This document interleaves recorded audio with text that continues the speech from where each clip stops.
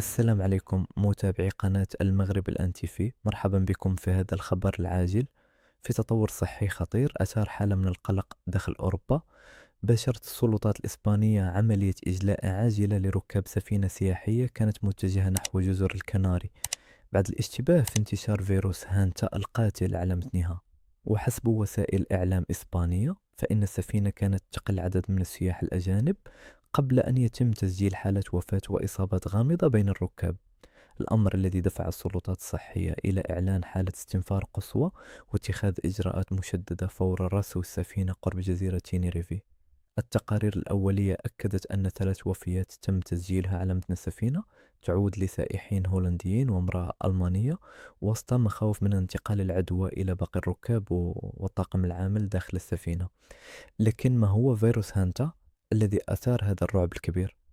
فيروس هانتا يعتبر من الفيروسات النادرة والخطيرة، وينتقل غالبا عن طريق القوارض خاصة الفئران من خلال البول أو اللعاب أو الفضلات الخاصة بها، كما يمكن أن ينتقل عبر استنشاق الهواء الملوث بهذه الإفرازات، وهو ما يجعله خطيرا جدا داخل الأماكن المغلقة مثل السفن أو المخازن.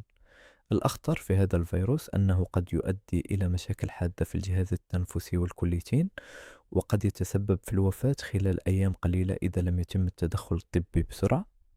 السلطات الإسبانية فرضت طوقا صحيا حول السفينة، كما تم نقل بعض الركاب إلى مراكز طبية متخصصة لإجراء الفحوصات والتحاليل اللازمة، بينما لا تزال التحقيقات جارية لمعرفة مصدر العدوى الحقيقي وكيفية انتشارها داخل السفينة.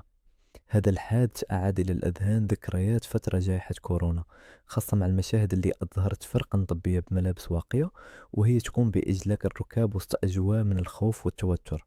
وفي الوقت نفسه طمأنت السلطات الصحية المواطنين، مؤكدا أن الوضع تحت السيطرة حاليا، وأنه لم يتم تسجيل أي انتشار واسع للفيروس خارج السفينة إلى حدود هذه اللحظة.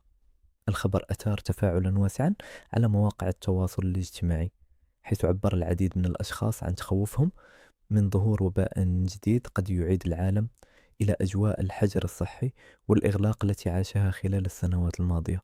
ويبقى السؤال المطروح: هل نحن أمام حادث صحي معزول فقط، أم أن العالم قد يكون على موعد مع خطر وباء جديد؟